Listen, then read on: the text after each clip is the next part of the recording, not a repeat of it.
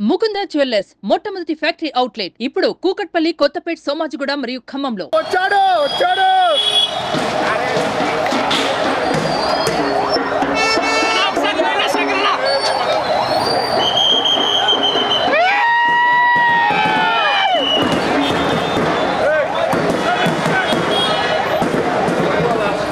అయిపోతుంది కెమెరా ముందు పెడితే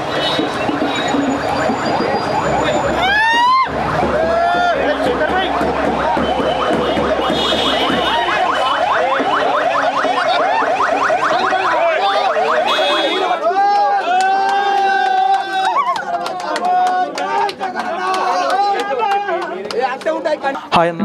hi Suman TV, how are you? ఎలా ఉంది? ఫైన్ అండి, చాలా బాగున్నాను. ఓకే అన్న, ఏంటి అసలు బిగ్ బాస్కి వెళ్ళినప్పుడు మీకు ఎట్లా అనిపించింది? వెళ్ళి వచ్చిన తర్వాత మీకు ఇప్పుడు ఫీలింగ్ ఎట్లా అనిపిస్తుంది?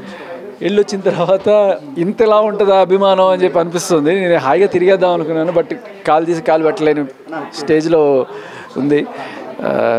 Thank you. మీరే అందరూ కదా కలిసి నన్ను, మీలో ఒకడిని, నేను యాక్చువల్గా మీడియాలో ఒకడిని, మీరే ఇంటర్వ్యూలు చేసి నన్ను పెద్దవాడిని చేసి పంపించారు. సో ఎప్పటికీ కూడా ఒక మీడియా మిత్రుడిగా నాకు అభిమానం ఉంటుంది. ఇలా కెమెరా, ఇలా మైక్ పెట్టుకొని నేను మీలాగే అడిగేవాడిని. So I'm happy.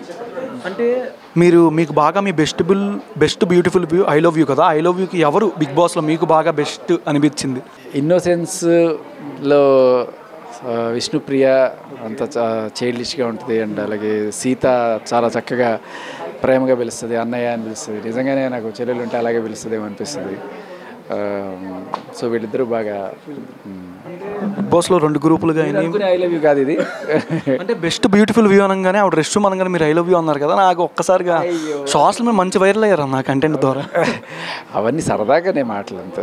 మనం కావాలని కొంతమంది ఓదార్పు యాత్రలు చేస్తారు కంటెంట్ కోసం, మనం పంచి కోసం ప్రాణాలు చేస్తాం అంతే.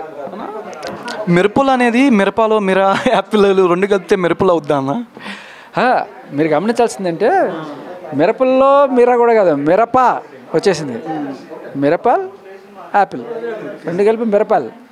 ఏమో నేను అదే అనుకున్నాను, మెరుపులేమో నాగార్జున సరస్వతి అంతా మెరుపులు అని అనుకున్నాను. అంటే స్టార్టింగ్ ఫస్ట్ వీక్ అంతా బాగా ఆడి సెకండ్ వీక్ ఎందుకు స్లో అయ్యారు?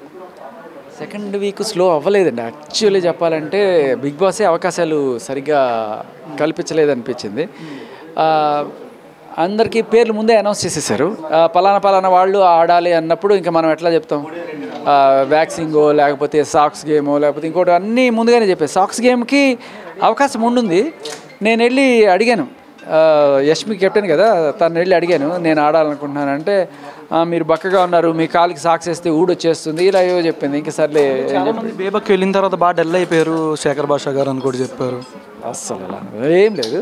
బేబక్క వెళ్ళిన దానికి బాధ ఉంది, కానీ దానికోసం ఏమి డల్ అవ్వడం అనేదే లేదు.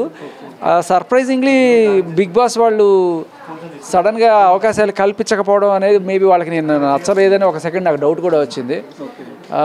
అండ్ నేను చెప్పిన జోక్స్ కూడా ఏమీ బయటికి రాలేదు సెకండ్ వీక్లో అని తర్వాత ఫుటేజ్ చూసుకుంటే నాకు అర్థమైంది.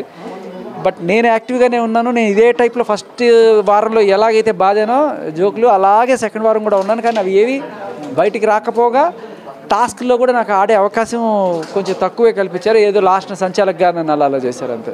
అంటే మీరు బిగ్ బాస్లో 2 మోకాలు 2 గ్రూపులుగా ఉంది అన్నారు. మీరు ఏ గ్రూప్లో అవుదాం అనుకున్నారు? అసలు ఏంటి బిగ్ బాస్లో మీకు ఎట్లా ఉంది? లైవ్లో చూసుంటారు, మేము అందరం టీవీలో చూస్తున్నాం కాబట్టి మీకు లైవ్లో ఎట్లా ఉంది? 2 గ్రూపులు ఆడుతున్నాయి, 2 మోకాలుగా ఆడుతున్నారు అన్నారు.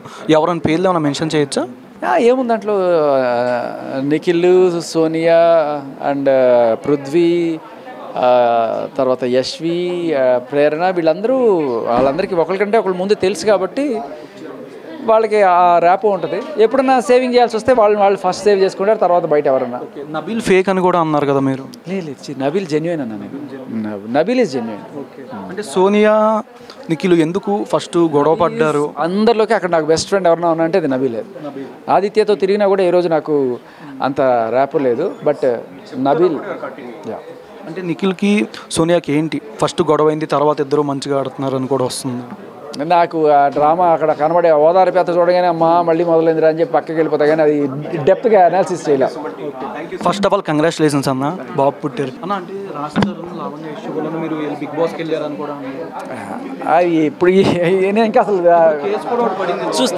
చూస్తా ఎవరి మీద రాజ్ తరుణ్ మీద కనుక్కుంటాను చూస్తాను.